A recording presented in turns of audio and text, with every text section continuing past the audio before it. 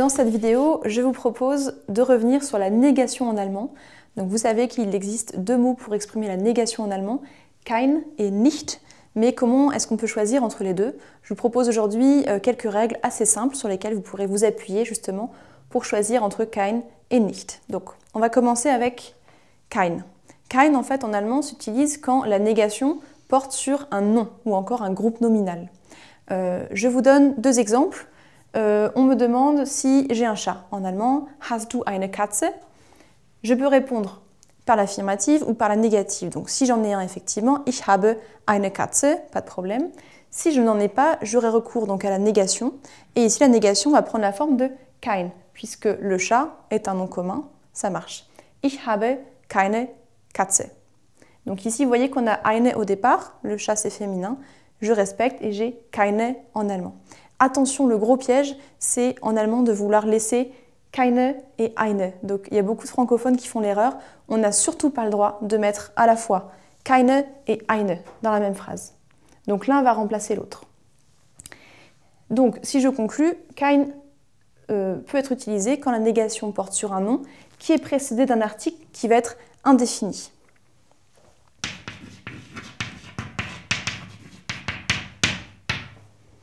Deuxième cas de figure, kein peut être aussi utilisé lorsque on a cette situation-là. On me demande si je bois du café. En allemand, trinkst du Kaffee?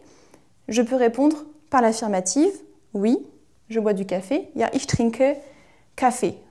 Vous êtes sans doute familier de ce petit signe en allemand. C'est en fait l'article 0, ou on appelle aussi article négatif. Donc en allemand, du ne se traduit pas. Hein. Je bois du café, c'est ich trinke Kaffee. Si je n'en bois pas au contraire, donc je passe à la forme négative, j'aurai en allemand ich trinke keinen Kaffee. J'ai bien ici café qui est un nom commun, donc j'utilise kein et je respecte évidemment le genre. Café c'est masculin, je vais mettre keinen. Donc si je résume, kein peut être utilisé lorsque la négation porte sur un nom, lorsqu'il est précédé d'un article indéfini, eine Katze, ou lorsqu'il est précédé d'un article 0.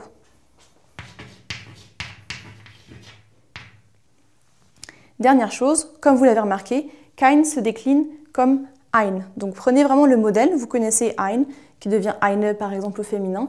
C'est la même chose, kein devient keine au féminin. Reste kein au neutre, etc. Donc n'hésitez pas à avoir recours à la déclinaison de einen. Souvenez-vous simplement qu'on n'a absolument pas le droit de faire figurer à la fois kein et à la fois ein. Donc en fait, kein remplace et intègre l'article, comme je vous le disais tout à l'heure. Vraiment, en cas de doute, un petit test qui peut fonctionner, qui peut parfois vous aider. Dans la plupart des cas en allemand, je peux passer par le français pour voir si je pourrais remplacer par pas de. Donc je reprends mes exemples du chat et du café. Ici, est-ce que tu as un chat? Non, je n'ai pas de chat. Ici, en allemand, j'aurais effectivement keine dans le cas du chat. Même chose pour le café. Est-ce que tu bois du café? Non, je ne bois pas de café. Ça marche aussi, j'utilise keinen en allemand. Donc ce petit test peut vous permettre, dans la plupart des cas, de repérer à quel moment vous pouvez effectivement mettre kein. Maintenant que nous avons commencé avec le plus difficile, kein, on va aborder la deuxième négation en allemand qui est nicht. Donc nicht, on l'utilise en fait dans tous les autres cas qui ne sont pas concernés par kein. Donc c'est plutôt simple, vous allez voir. Tout d'abord, nicht n'est pas à confondre avec nichts en allemand. Ça, c'est la première erreur assez classique. Méfiez-vous, nicht, c'est la négation, hein, ne pas faire quelque chose, par exemple. Tandis que nichts, ça veut dire en allemand rien. C'est le contraire, en fait, de etwas, de quelque chose. Donc, vraiment, ne confondez pas ces deux mots à une lettre près. Ils sont pourtant assez différents. Donc, je reviens sur nicht. Nicht, en fait, est utilisé, je vous le disais, dans tous les autres cas. Par exemple, lorsque la négation va porter sur un verbe. Donc très simple, si on me demande si je dors, schläfst du, je peux répondre par l'affirmative, ja, ich schlafe, ou forme négative, ich schlafe nicht. Donc soit on dort, soit on ne dort pas, on est rarement entre les deux. L'idée ici, c'est juste d'ajouter nicht, vous voyez, là il vient juste après le verbe, donc de façon très simple, pas de problème.